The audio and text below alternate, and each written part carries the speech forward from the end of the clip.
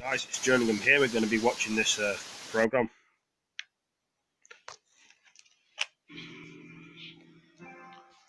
This is the no-deal nightmare. No deal nightmare for the lorries. It wants to avoid. And it's introducing new emergency powers to try and ease disruption on the road to Dover. Sky News can reveal civilian traffic officers will have the power to demand documents from drivers for the first time. Those who don't comply could face fines of up to £300. The Transport Secretary told me the new powers were necessary and proportionate. I can't rule out that there'll be some disruption in the process to making that happen.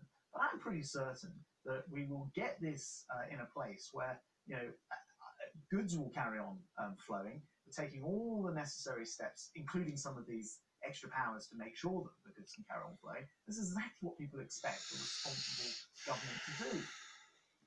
Under the new powers, drivers will be diverted here to Manston Airfield as part of the Operation Brock contingency plans that were rehearsed earlier this year, amid warnings of 17-mile tailbacks that could turn the M20 into a car park. On the front line, they fear their businesses will grind to a halt. This company imports from across Europe.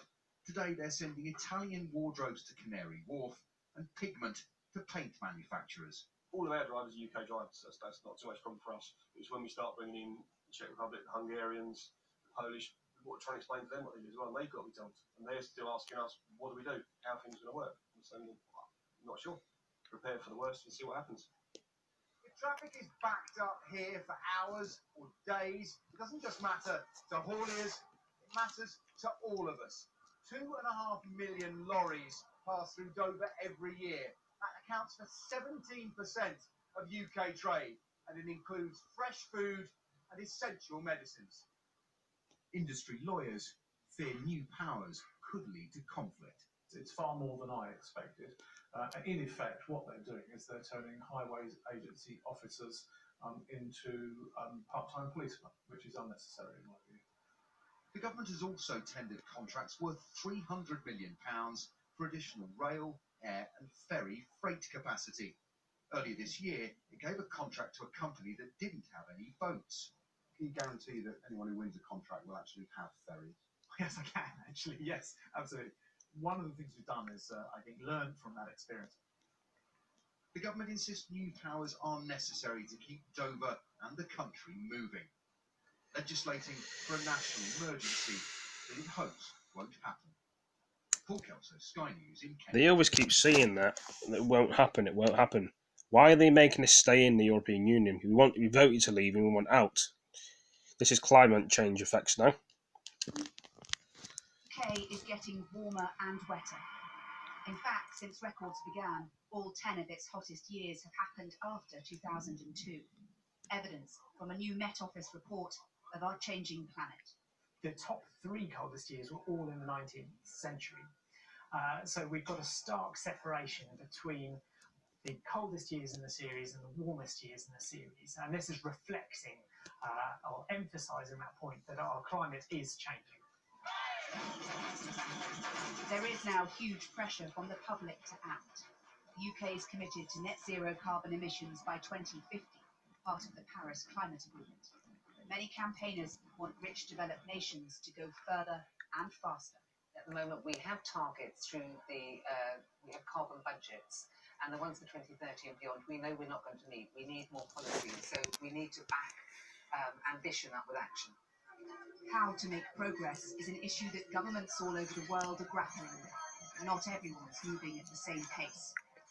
In America, climate change has become a defining issue of the Democratic presidential race. And in September, leaders from all over the world are going to gather here in New York to make more commitments on climate action. But on the other side, you've got the Republican Party and Donald Trump, who doesn't believe that humans contribute significantly to global warming, and who came to office pledging to protect the fossil fuel industry. The US is one of the world's biggest polluters, increasingly affected by wild weather and natural disasters, but an awful lot hangs on the outcome of the 2020 election. Meanwhile, the global impact of climate change continues. In Europe, record-breaking and deadly heat waves In Greenland, unprecedented temperatures turning some frozen lakes into pools of water.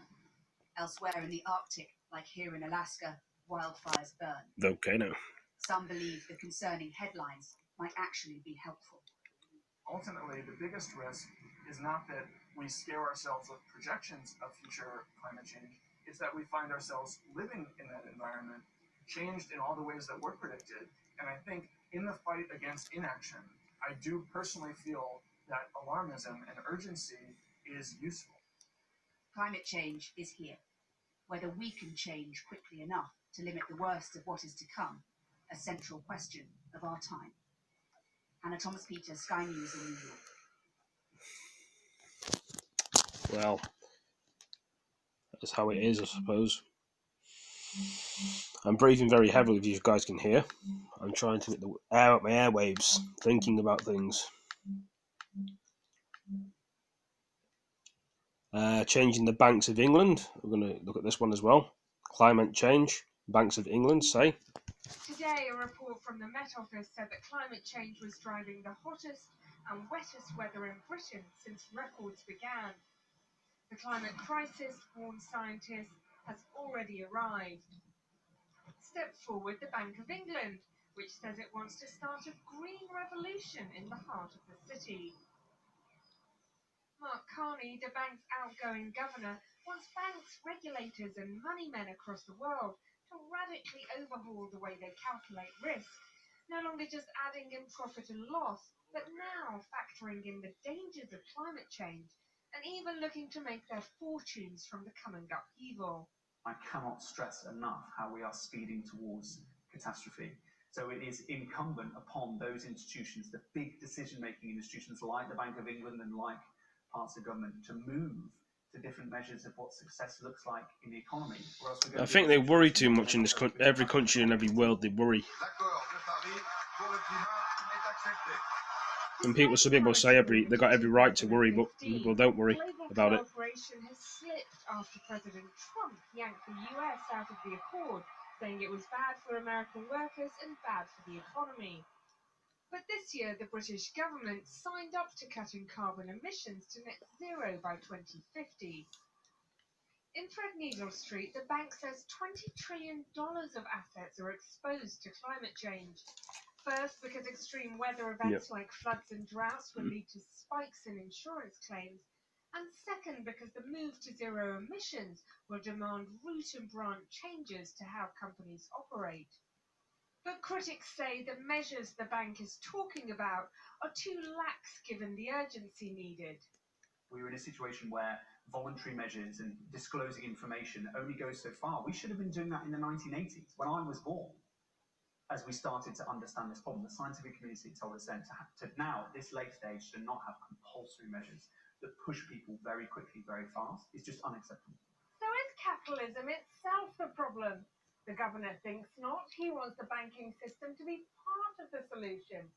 But a growing number of economists from around the world think our very obsession with growth, which is how institutions like the bank calculate economic success, is one of the underlying causes of climate change. You see this being played out in how much money flows into traditional fossil fuel industries and how politicians all too often see this as a success. Last year, $333 billion was invested in renewable energy. Sounds impressive, except at the same time, $933 billion was pumped into yet more fossil fuels. Both sums count towards GDP, but one pushes us further towards global warming. The Bank of England has a major role in helping divert where those flows of investment go, so we're not locking ourselves into this increasingly dangerous path. The governor's vision is that pressure from the bank, tied to changes in policy, will create rising opportunities for investors, updating the call to arms for bankers in pinstripes and braces everywhere, from greed is good to green is good. Hello, Ibrahimi. Now, last night, I went to an event for bankers, financiers and city businessmen, where Mark Carney was speaking along with Sir David Attenborough about the risks and rewards posed by climate change. And he then exclusively spoke to us about the climate crisis. isn't capitalism itself part of the problem? I mean, getting rich, having more things. So we've got to do with less and actually not go for riches. Well, there's two things. I mean, first is there will be changes on this path, and again, we as a country, again through elected representatives, are going to choose this speed. Capitalism is part of the solution and part of what we need to do. Because remember that going from where we are today to where we need to get to, these are tens of billions, in fact trillions of pounds ultimately of investments that will take place in the UK, across Europe, across the world. So if you flip it around, there's risk, but there's huge opportunity. What does capitalism need to work? They need the right information.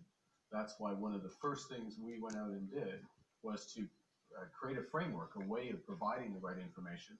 Now there's 120 trillion of capitalist dollars behind that framework that's saying to companies, tell us how you're going to manage these risks. That's the first thing.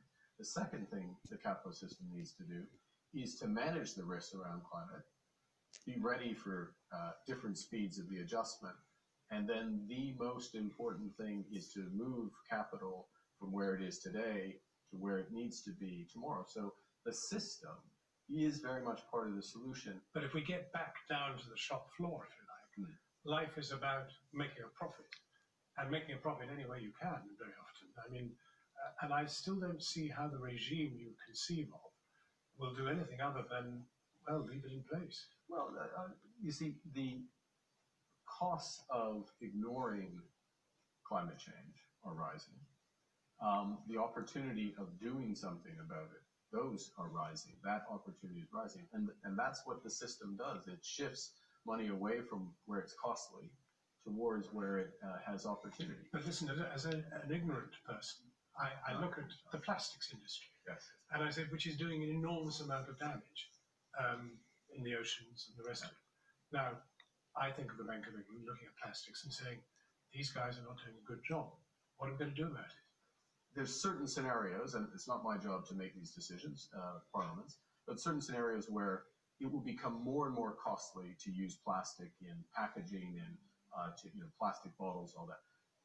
Partially from legislation, but also from society's preferences. People don't like to walk around with plastic bottles anymore. More and more people don't.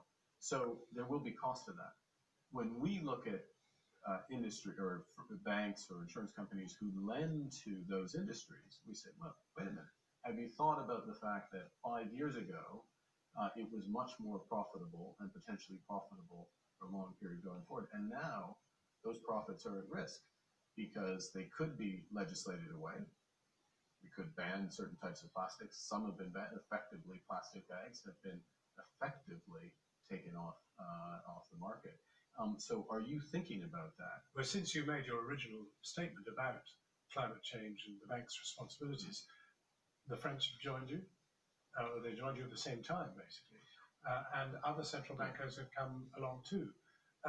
Well, we made the first statements about 4 years ago, and subsequently, we now have central bank supervisors that cover half of global emissions. Right. So, and so it's that's a great movement. start. But I mean, climate change requires a bigger international response than that. Yes. And we have trade wars, we have Brexit, we have tensions. We're not living in an era of cooperation. This is not a great era to be getting people to pull together. First off, you have to get your analysis right. You have to show leadership, and then others will come along. We went from the Bank of England to 50% of global emissions. I think that's going to continue to grow. We went from nobody demanding climate disclosure, or few people demanding climate disclosure, to 120 trillion of assets now demanding it. We went from the first to stress test. Others will follow. This is moving in the right direction. There's a long way to travel, without question, but there is momentum, and that momentum is coming out of the UK.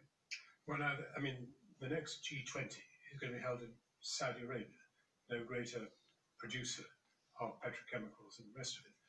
I mean, that is going to be where world leaders are going to agree to abandon fossil fuels? No. I mean, what an extraordinary moment to be meeting in Saudi Arabia. Well, I don't know what world leaders are going to agree at the next G20. I take note of your prediction. But I think we also have to recognize this is a transition. Okay, we're transitioning from where we are today to where we need to get to. Again, where the country says, Parliament, the representative country says we need to get to. And there will be a period of time where fossil fuels will be produced and gradually their footprint reduced. Now, when we look at the financial sector, we say, are you assuming, first off, are some assuming that the level of fossil fuel production will just stay the same? That's a mistake. That's inconsistent with net Yep. zero. What if they fall off more rapidly? Are you overexposed to that sector? Again, decision for them to make. So it's important to understand transition and the role. And we need to have the system ready for whatever the G20 decides. But first and foremost, what the UK decides. Let me ask you a final skeptical question. Yeah. If we cast our way 50 years forward and then review what's happened, will you be able to say, do you know, if it hadn't been for the fact that the Bank of England and other similar banks across the world got together, this would never have happened? We'll be able to say that we are putting in place the foundations that will absolutely amplify, in a positive way, effective climate action by governments. One thing about the financial markets, one of their real power is if they can pull forward action from the future to the present. If there's credible policy, after all, most of what central banks do is effectively that. Markets have confidence that we'll do what's necessary to achieve our inflation target, if I can use that. Would it be inevitable And that they people pull it would go forward. to the wall as a result of it? Look, companies that don't adapt, including companies in the financial system, will go bankrupt without question. But also, there will be great fortunes made along this path, aligned with what society wants. And so, provided that not just the objective is put in place, but some of the climate policies continue to be put in place, not by us, by others, we will have the financial system ready to amplify the effectiveness of those policies and move the country forward. And last thing, and I think it's sometimes undersold here, is that the UK is at the forefront, and the UK, by demonstrating that it can make these adjustments, will encourage others to come along with it. Governor Carney, thank you very much. Thank you very much, John.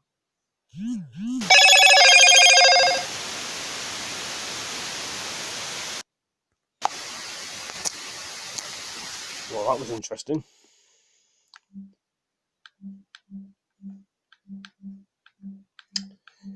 Anything else I can show on here? Trying to find some other things.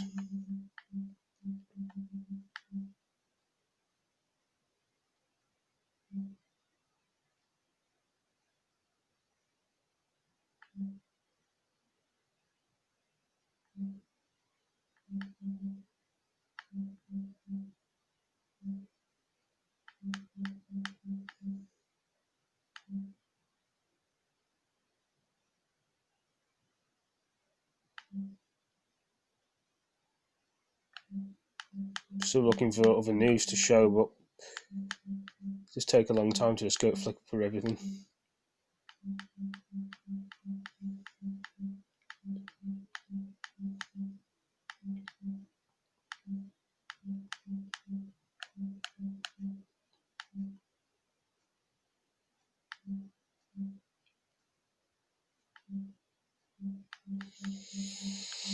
See if I can put any. I'm just trying to figure.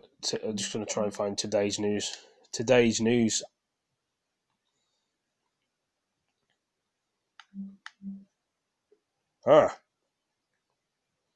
Ambulances. What we see every day happens every day, 365 days a year. 999 mode activated. Never been on a service that's actually been so busy. Basically, it can be anything and everything. See thanks in their eyes. They don't always say it, but you see thanks in their eyes.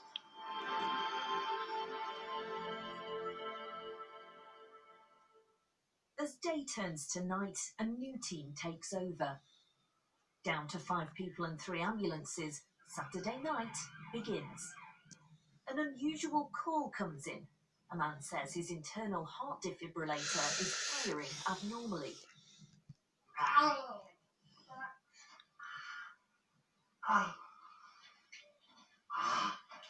know it hurts.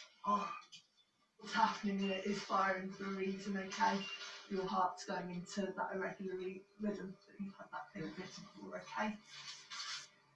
It was by this surely.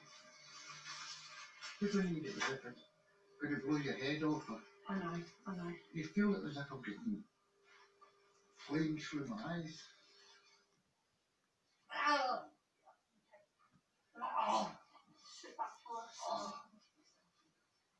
Oh, that's too much there. I know. We're going to get you in. Yeah, we are going to get you in. After firing 18 times, 4 in front of the crew, he is quickly transferred to A&E. As this team deals with him, another responds to a woman with head injuries, called in by the police as suspected domestic abuse. Yeah. Let me have a quick look, see if I can have a look. What did you hit your head off? I didn't. You didn't. They hit you. Yes. What with? Do you know? And with a bump like that, we'd advise you to go down to A&E to have it looked at. No, it's okay. We can come down to A&E with you and take the complaint down there. Yeah. If they're saying that it's a good idea for you to go, I'd go. Come on. Please apologise. That's what they're there for. Yep. No, I'm pretty sure I give a heart attack. But there's more than one ambulance crew. Is it? The woman is known to the police, so while paramedics do all they can, they leave her in the hands of other services. As expected on a Saturday night, alcohol abuse puts a huge strain on the ambulance service. It's not long before the crew is called to attend a young girl being sick in the centre of town. Her parents are called to pick her up, but not everyone is lucky enough to have familiar faces around them when they drink too much. A passerby finds this man passed out in a doorway and calls for an ambulance. What's your name? Hello? Green, have we got a bit? Ready? 1, 2, 3.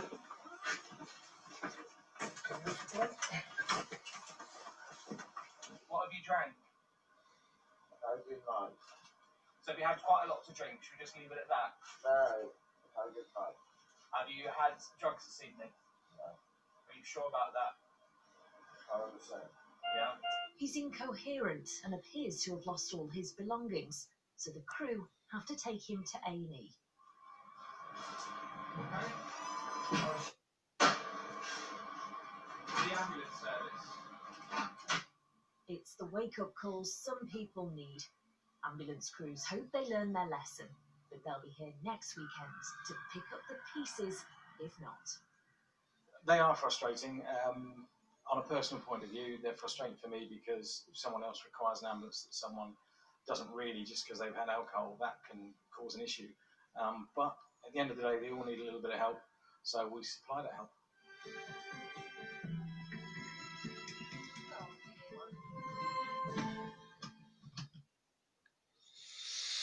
ITV News, that was on.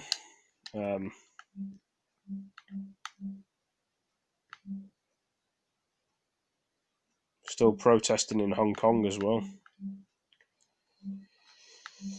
The world can be a bit of a mess sometimes with all the violence and stuff. Military planned crash in Pakistan. Kills 17 people.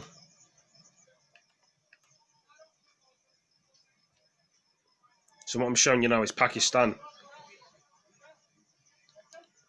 Plans of crash into something.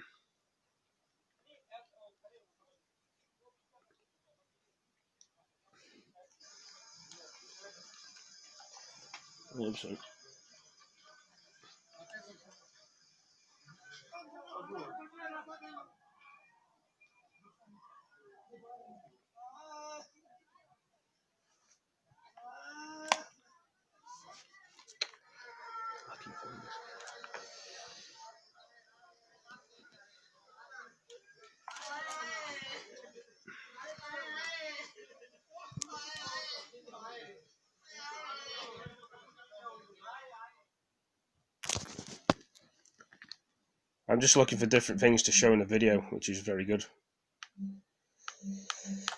You got to keep thinking about stuff and making videos, which I like to do every day.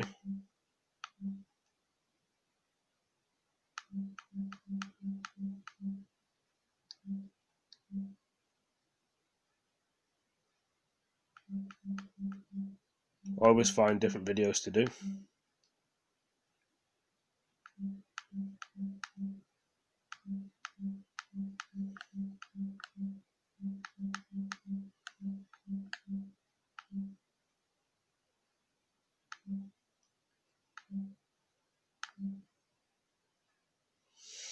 There's a lot of things going on in America as well with Donald Trump. This was Boris Johnson did this one. This is Boris Johnson in the UK 1 day ago. Boris Johnson will formally become UK Prime Minister tomorrow when he visits the Queen and is invited to form a new government. Conservative and Unionist Party. But before he even makes it to the palace, at least 5 former ministers say they can't serve under him. It's a reminder that the Brexit mess he helped create is a very long way from being solved. I say to all the doubters, dude, we are going to energise the country. We're going to get Brexit done on October the 31st. We're going to take advantage of all the opportunities that it will bring in a new spirit of can-do. Pretty much everybody knew that Boris was going to win, but a big question that remains is which Boris will Britain get? Will it be the blunderous but ultimately pragmatic London mayor who championed business, immigration and the European Union's single market? Will it be the Leave-backing populist who switched seamlessly from questionable statistics to dog whistle populism, even comparing Muslim women wearing the burqa to letterboxes? Or will it be the Conservative leadership contender who said, quote, fuck business, and campaigned on taking the UK out of the EU by any means, with no deal if necessary? We cannot hope to govern an independent nation. We cannot hope to have an independent democracy in this country as long as we are members of the EU. Many of the supporters who just handed Boris the keys to 10 Downing Street are hoping for the by any means necessary guy.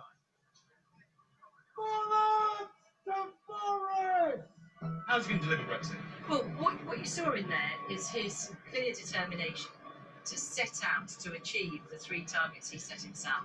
He is intending to deliver Brexit. That's absolutely essential, core job, in order for us to be able to take it forward. Why is this different now? You know, I think Boris truly believes in the UK's future outside of the European Union, as do I. I think he's going to do really well. And she didn't?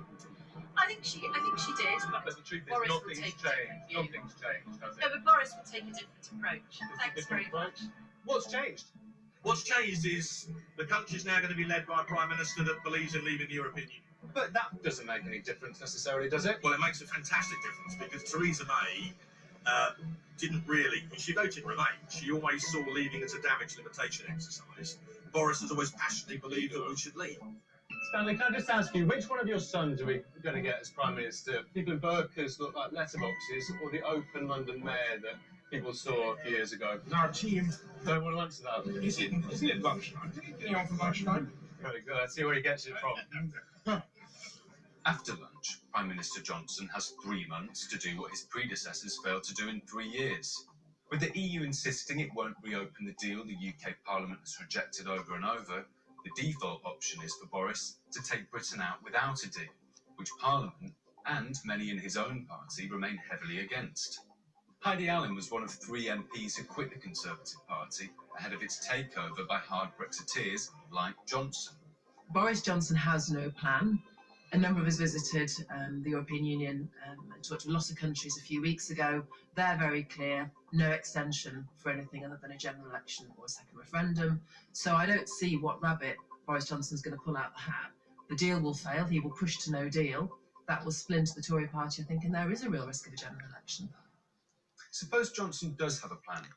Like Theresa May, he doesn't have a majority in Parliament. There are also serious questions about his competency. His time as Foreign Secretary was mired by high-profile mistakes and diplomatic blunders, and as many of his former colleagues point out, he has a tendency to go back on his word when it serves his agenda. It seems to me that he wants to be loved by whoever is in front of him, so he will change his position or his story to pander to who he wants to win over that particular day. And it worries me that we could have a Prime Minister who is so lacking in depth of conviction that they will just bend with the wind. Thank you all very much.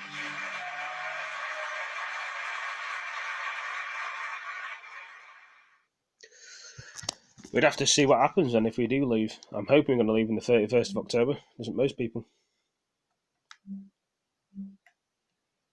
Donald Trump 8 hours ago. This is Donald Trump 8 hours ago speech. We should outlaw teleprompters for anybody running for president. You're talking, you don't have teleprompters, I don't have teleprompters. If you run for president, you shouldn't be allowed to use teleprompters. You shouldn't. And I don't believe in teleprompters, although it's very easy. Oh, you shouldn't be, you know how easy that would be? Instead of this, I'm working my ass off, okay? In fact, if I would have known teleprompters, I would have used them. I've started to use them a little bit. They're not bad. You never get yourself in trouble when you use a teleprompter.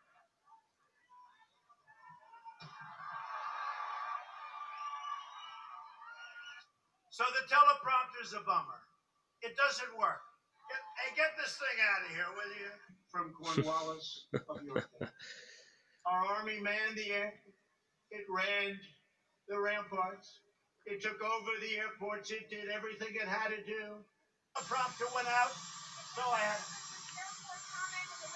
Yeah, the teleprompter went out. It kept going on, and then at the end, it just went out. It went kaput in the county. Patrick Henry Makes me laugh, Donald Trump, sometimes, guys. I don't know about you. County. George Mason from Fairfax County. George Wythe, W-I-T-H. It's a great name. From Williamsburg. Funny it is. Donald Trump, the funny guy. Media fatigue has reached a new peak in the US because distrust in outlets is increasing among Americans, with a growing number saying that national news coverage is having a negative impact on the country. A recent survey by the Pew Research Center has found that among major institutions, news media rank the worst, with 64% of those surveyed expressing a negative view. Here's media analyst again, Lionel. First, this doesn't surprise anybody. The fact that the public would have less faith in the media than in corporations and banks and the like. The media are not here to provide information, news, sports, weather. What you need to know to get through your day. Information regarding the issue so that you can make intelligent decisions. No, that's not what the media are. The media are propagandist tools, apparatchiks. These are corporate tools. In this country, it's the anti-Trump or anti-Russian movement. That is primarily what the media have become. And that is what we're talking about. Not news, but this form of propaganda tools. That's what we're talking about. Okay, then. Right here in Virginia, your predecessors.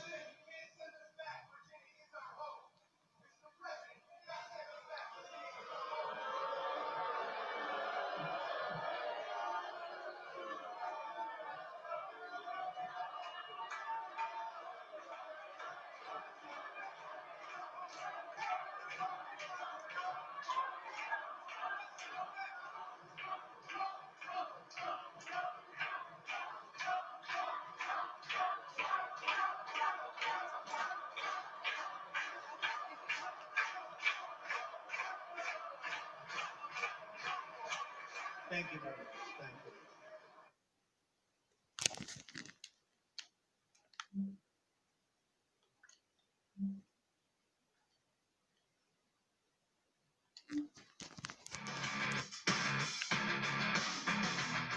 Welcome to the Young Turks. I'm Anna Kasparian, Nando Vila, and Brooke Thomas joined me for hour one today. Cenk Uygur and John Iadarola are at the Revolution Rally in Detroit. They're also, of course, going to cover the debates. But lucky news for us. They're actually going to come in, do a live hit from the Revolution Rally, which I'm really looking forward to. It's a good show, this. So, If you guys haven't seen this in just America, I assuming- suggest you watch it. But I'm not going to be on that all day, so...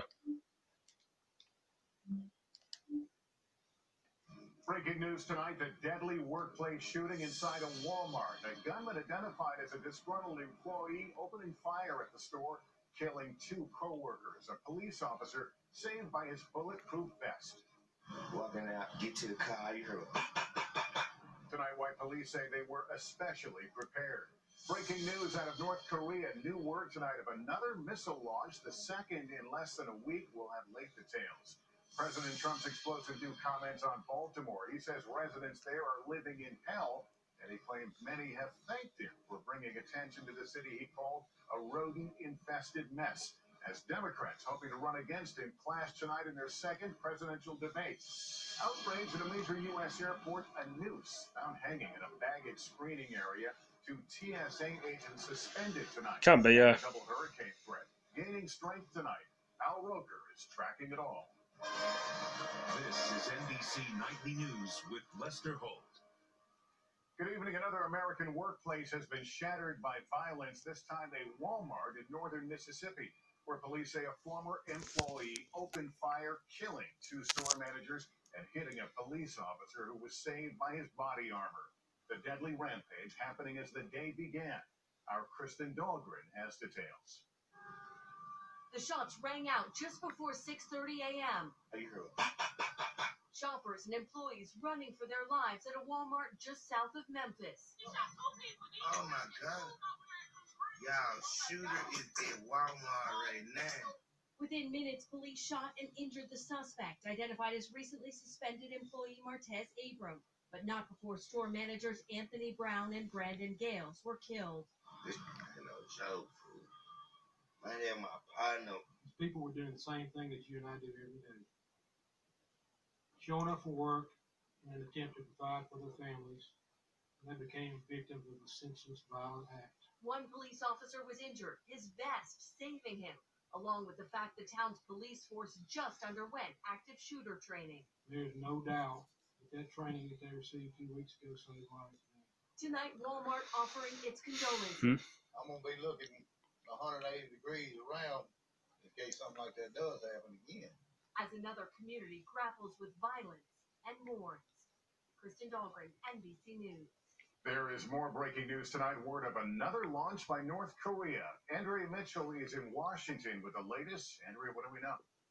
Lester, U.S. officials say North Korea appears to have fired at least 2 short-range ballistic missiles, the second launch in a week, the third since May, only hours after the president bragged about his relationship with Kim Jong-un, saying we might be in a major war with North Korea right now if Hillary Clinton had been elected.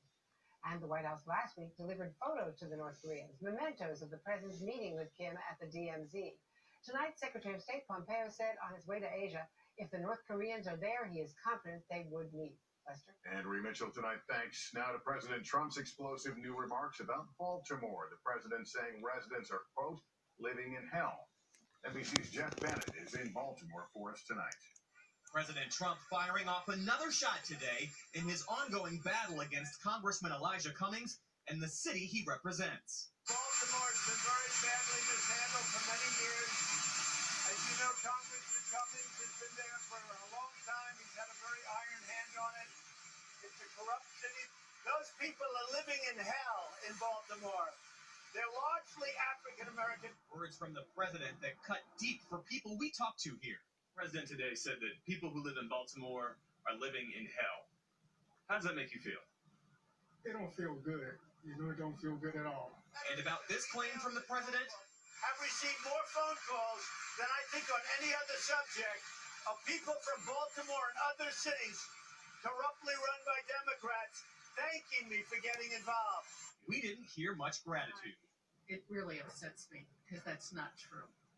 I mean, yeah, we have our problems here in Baltimore, but everybody has problems. Why do you think the president keeps attacking Congressman Cummings? Because he's the head of the Oversight Committee.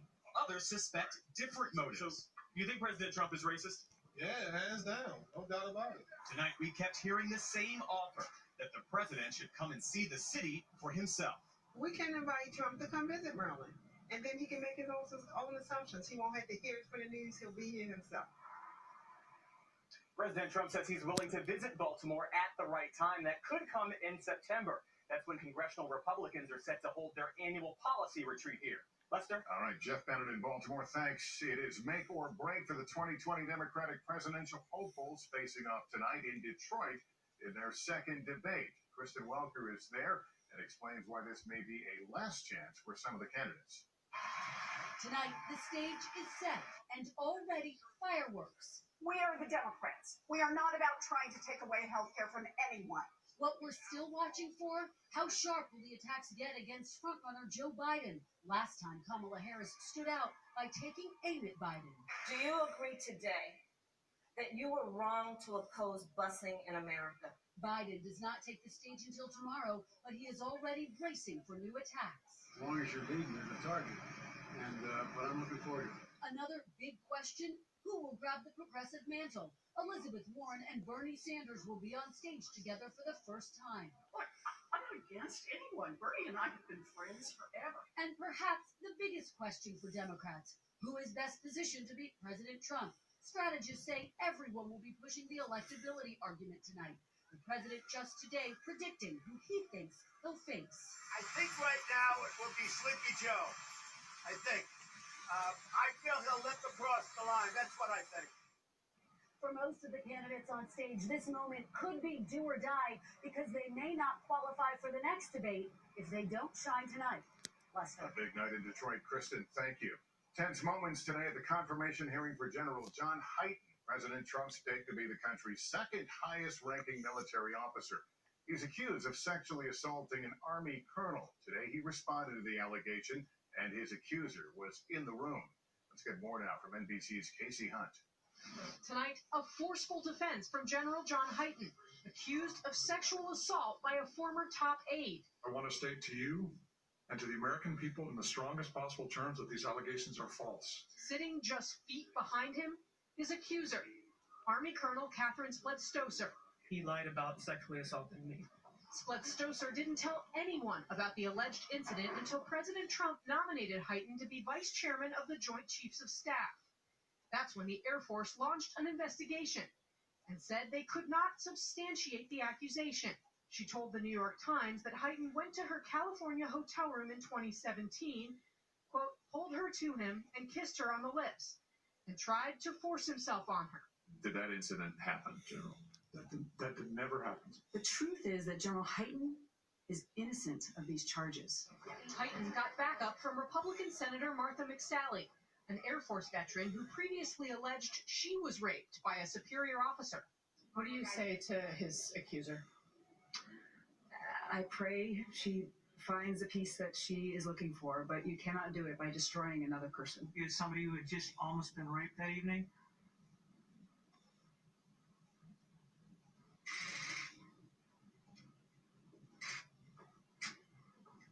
I was just devastated as a human being. But her emotional plea might not make a difference. Defense officials we've spoken to have said at this point there's no momentum for conducting any more investigations, that even after today's hearing, they consider this case closed. At this point, Hyten seems on track to be confirmed this fall. Lester. All right, Casey, thank you. And breaking news right now out of Minneapolis, a Delta pilot arrested for allegedly showing up at the airport under the influence. Tom Costello has late details in the story. Tom, what do we know here? Lester, good afternoon or good evening. This happened this morning when the Delta pilot showed up to fly the route from Minneapolis onto San Diego. When he went to the TSA checkpoint, the officers there thought that he looked or acted as if he was under the influence. They had Minneapolis Airport Police do a sobriety check, and in fact, he was found to be under the influence. We can tell you that Delta, a short time ago, released a statement. In it, that Delta says its alcohol policy is among the strictest in the industry and that it has no tolerance for a violation. The airline says it's cooperating with Minneapolis authorities.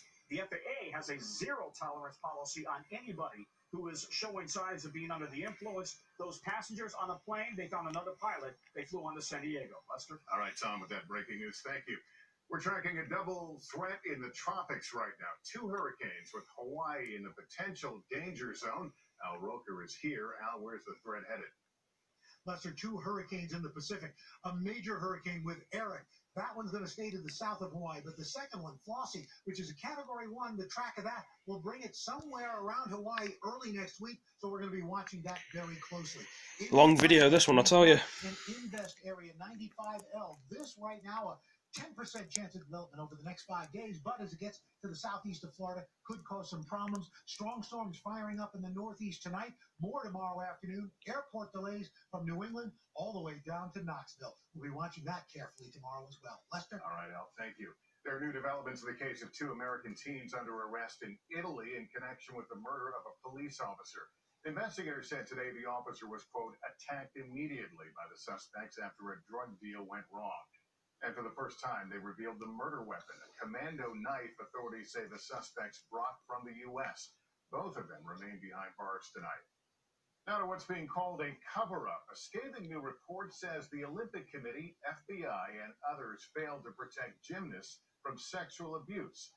Now lawmakers are trying to prevent it from ever happening again. Here's Blaine Alexander. The FBI started looking into allegations of abuse by Dr. Larry Nassar in July of 2015.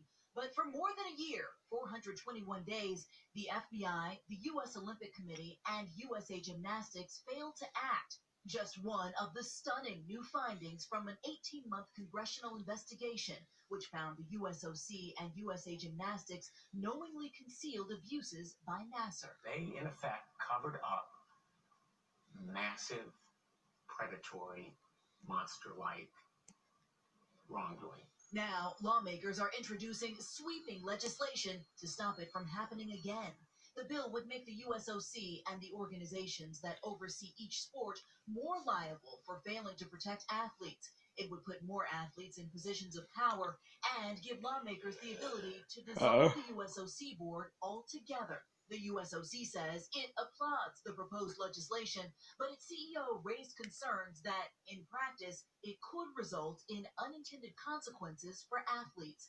And in a statement, USA Gymnastics said it has already made numerous changes to prevent abuse in the future.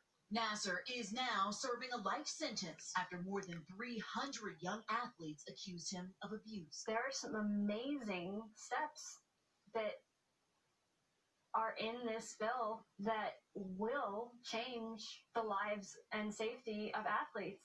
And all of this comes at a crucial time for the sport, less than a year away from the 2020 Olympics. Lester? All right, Blaine, thanks.